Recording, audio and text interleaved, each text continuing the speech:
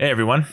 So this is my hot take, or I guess not so very hot take, of Final Fantasy VII Rebirth. Game's been out for about 3 months now, and I was originally planning on beating it pretty quickly over the span of like a week or so. I know some of you listening probably beat it in 2 days in like a long sleepless marathon.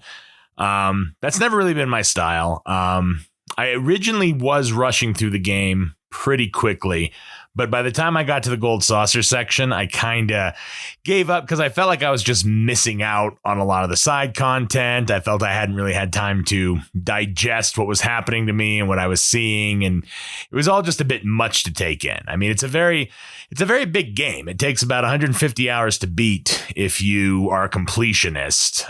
Only about 40 hours apparently if you completely rush through the main story missions. But 40 hours is still, that's not an insignificant amount of time. I ended up playing on my second playthrough about 75 hours, 80 hours, something like that. I didn't get to all the side content. I didn't do every side mission. I didn't do all the stuff, especially kind of towards the end, right around the time when we got to the Loveless scene, which we'll be talking about later. I was kind of getting in a rush to kind of wrap things up, and I figured there wasn't too much longer to go.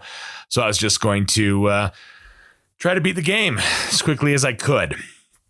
So my initial impression when I booted it up and played it was that, like with the original one, it definitely got some things right.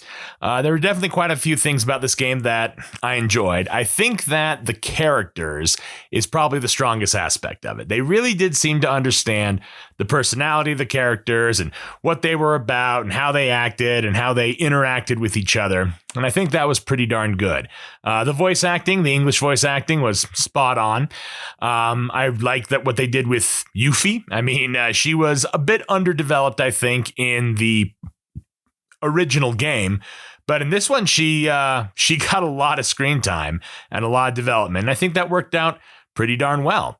I also really liked the relationship between Aerith and Tifa. Really kind of showed their friendship. I looked at some chatter on the internet, and a lot of people talked about how, there's sort of a shipping thing, which one of them's going to end up with Cloud or whatever. But it really did come across that, both of them like him. Both of them know that the other likes him. But at the end of the day, their friendship to each other is kind of what's more important almost. And so, whoever Cloud chooses and ended up being with is really not that important to either of them, is kind of what it seemed like to me. Barrett had some good development too. Red 13 was pretty interesting, I thought.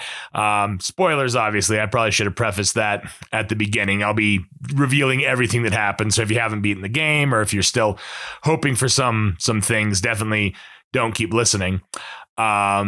He starts off with kind of his wise old man voice, which he had in Rebirth, Remake, I mean. But then later on, he sort of has this kind of young kid voice. He almost kind of sounds like Sonic the Hedgehog, like, hey, I'm Nanaki, that sort of thing, which was a little weird and a little off-putting at first, I think. But it did work, because kind of one of his defining traits, even in the original game, was that he was kind of young and immature for his age, for his species.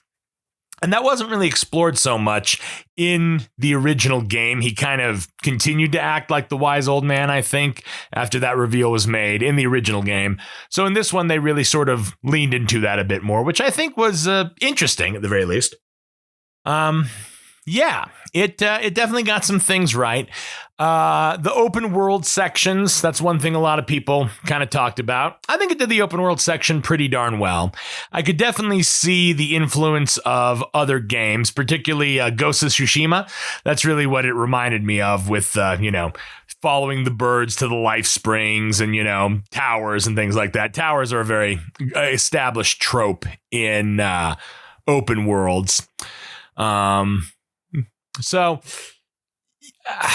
when it comes to sort of the story and the changes and everything, when Remake came out, there were quite a few people who really didn't like the direction it was going with, kind of the multiverse and changing things around and the whispers and all that, which some people kind of took as a mean-spirited jab at the original fans who didn't want the game to change. That didn't bother me so much at Remake. But this time around, it did bother me a bit more because I can kind of really see the direction that they're going, with the whole multiverse thing. I know at the end of the game, they're like, oh, the planet contains multitudes. It's not really a multiverse. It's a multiverse. It's not a lightsaber. It's a light sword or whatever. It's the same thing. Let's call a duck here. One sort of thing that stood out to me from this was it seemed like the really iconic moments from the original game were either changed or glossed over. I feel like the developers sort of approached these things, which they knew they had to include because the fans really, really wanted them. And if they didn't put them in there, there'd be a lot of, backlash against that.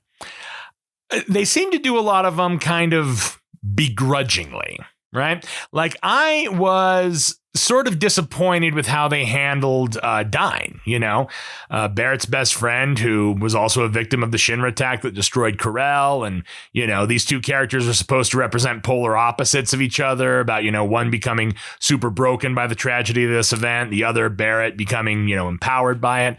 I talked about that in Why Final Fantasy VII Matters, which you've probably seen if you're listening to this. And while I do think that the portrayal of Dyne, brief as it was pretty good, at first I thought it was a little too melodramatic with him, saying, I got all this damn blood on my hands and like rubbing his legs and everything like that. But it kind of worked in like sort of very theatrical, like kind of melodramatic style of acting or whatever. So that part was handled well, but like I just got the feeling the developers were like, oh God, we got to put this part with Dyne in. Okay, fine, great. And they did it. And it was pretty perfunctory. And then immediately afterwards, you fight Palmer and a giant robot. And then there's this whole chase scene where you fight the Turks. And that happens like right after, They didn't expand the Dyne fight to sort of make that the centerpiece of this thing. They added additional things for, I guess, what they figured would be more interesting for people or what they themselves found to be more interesting. I do get the feeling that the developers, didn't particularly want to remake Final Fantasy VII. But they did it because it's what the fans wanted. They figured it was going to be an easy way to make money. And so they did it. But it definitely seemed like a lot of this was done begrudgingly and kind of with a chip on its shoulder. Another moment that kind of stood out to me in that regard was Nanaki seeing his father, seeing Seto in the cave of the Gi. That was, a really, really, really great moment from the original game. And, it's there and they talk about it, but then like immediately afterwards, they go on this whole long thing where they talk to the Gi and you kind of learn the nature of the black materia, which I guess is good because it kind of, plugged a bit of a plot hole from the original game. Where did the black materia come from? Doesn't seem like the ancients would have made something that could destroy the world. Was it made by Genova? That was a little bit unclear in the original. So in this one, they give the explanation of, well, the Gi are not from this planet and therefore they can't return to the planet when they die. So they basically live in this eternal limbo. So they created the black materia to destroy the planet to give release to themselves. Yeah, that's, a pretty interesting take. I'm not going to knock them for that. They don't explain exactly where the Gi come from. They come from beyond the stars. I mean, like, did they come with Genova? Did they work with Genova? Is it just supposed to be taken as a given that there's alien creatures like Genova and the Gi and maybe something else that come from foreign planets or whatever? The fact that they had to just throw that in right after the whole reveal with Seto, that did bother me a little bit. You know what I mean? Yeah. And then the ending. There's really not a nice way to put this. I think they botched Aerith's death. They absolutely did. There's really not a nicer way to put that. Because right up all that stuff leading up to it, and the Temple of the Ancients, and Cloud having that long thing with Sephiroth where he's kind of explaining, the multiverse or whatever, that didn't bother me. I was like, okay, fine, they're doing this, it's still going to be the same characters, it's still going to be the same kind of action, the same general beats, the same familiar, plot elements or whatever. But at the end, I'm a fan of the original game, so I could kind of tell what was going on. But I gotta say, if you hadn't played before, you'd be confused, It's like, so he's there, so Aerith's there praying, right? And then Cloud goes up, and then Sephiroth attacks her, and he blocks Sephiroth's attack, and then it transitions to, another alternate world, I guess, where she actually gets killed, and, then they go on that whole thing where she gives him the white materia, I guess, from another planet. That was handled okay. I thought, if you're going to do the multiverse thing, at least do something kind of interesting with it, and that part was. But, they didn't even have the iconic scene where he lasered to rest in the pool of water. That's like one of the most famous images from the entire game, and it's just not there. It's just not there. It really does feel like the game developers were like, fine, we got to put Aerith's death in there. We got to put this. We got to put that, but we don't really want to. We basically just want to, make Kingdom Hearts again with all this multiverse stuff or whatever. And I mean, they're the developers, it's their prerogative or whatever, but I gotta be honest, I don't really like where this series is going at this point. And I'm pretty concerned for the future of where it's going to go. I'm pretty concerned for part 3 because I've heard the chatter on the internet about how the sales for Rebirth were not particularly good, which, should be expected because, sure, Remake had the nostalgia power behind it that was going to drive sales initially and was probably going to drive in some new people with like, well, I heard about this old game called Final Fantasy VII. I never played it. And now there's a remake of it. I'm going to go see it and see what all the hubbub's about, right? And so there was probably a lot of initial excitement for Remake, right? But Rebirth, as much as Square tried to say, oh, you don't have to have played the original to understand what's going on, you kind of did. And even if you didn't, I mean, who wants to play the middle chapter of a thing if they haven't seen the first part of a thing, right? That'd be like watching, the Two Towers from Lord of the Rings without having seen the first one or the last one. It just doesn't really make a lot of sense in that regard. So, breaking it into a trilogy that's telling a continuous narrative through all 3 games was not a particularly good idea, I'll be honest. And I think it hasn't really planned out the way Square wants it to.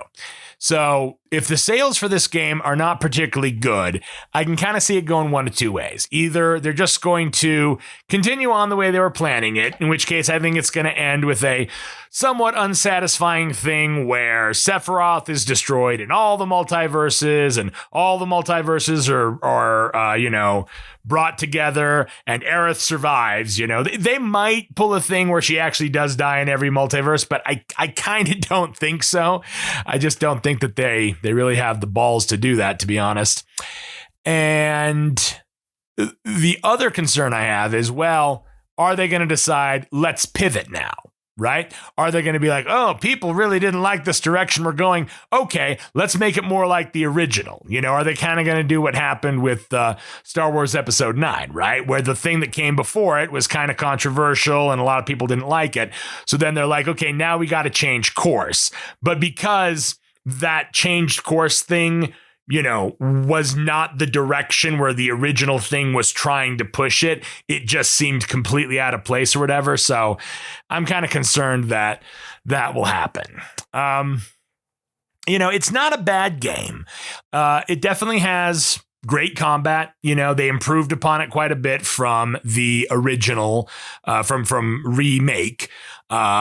It could be a little frustrating having to change materia every time you change parties, which happens fairly often, but it does offer some depth of gameplay. It really does. And all the characters play very differently for each other and require different strategies, and different team combinations kind of work better or worse than others. So, from a gameplay perspective, it worked out pretty well. And the open world stuff is just fine. I don't think it does it, especially well, but it certainly doesn't do it badly. There's certainly much worse open world games out there. Will this game become, one that I kind of go back to time and time again and play just for my own pleasure? Maybe, probably. I was a little lukewarm on Rebirth, remake, when it first came out, but it kind of grew on me as I kind of came to appreciate it more for what it was. I always kept thinking while I was playing this, if someone who's young now played this today as like their first game, would it have the same effect on them that it had on me when I played the original Final Fantasy VII back when I was like 13, right? If a 13-year-old was playing this game today, would this impact them that same way? Would this be the most significant game they ever played? Would this be that game for them? Would it still be a big part of their, lives and their consciousness and their memories, decades after the fact, like Final Fantasy VII is with me and probably with a lot of you listening to this? Yeah, I could see it doing that way. I can't really read anyone's mind, but I could see it, this affecting people, but probably fewer than the original. The original really was kind of lightning in a bottle. It kind of hit at just that right moment with the combination of technology and kind of being new, but sort of familiar at the same time. When Final Fantasy VII came out in 1997, anime was not really super well known in the West, right? It's like, so kind of all the tropes and everything associated with it were not like super well known. So people kind of came to it from a different perspective. The remake and Rebirth definitely had a lot more anime tropes to it and everything, which is fine. But it's like, it did make the game seem a little less unique and less special to me in that regard. I was kind of like, okay, they're doing a thing now, Whereas when I first played the original game, 20-something years ago, I didn't have that feeling. So I could probably ramble on and everything, but you've already been listening to me talk for about 17 minutes now, so I guess that's all I have to say. Well, drop a comment if you want to. Let me know what you thought of Rebirth and the future of the series, if you agreed or disagreed with any of my points, and yeah, I'll see you guys around. Thank you. Bye.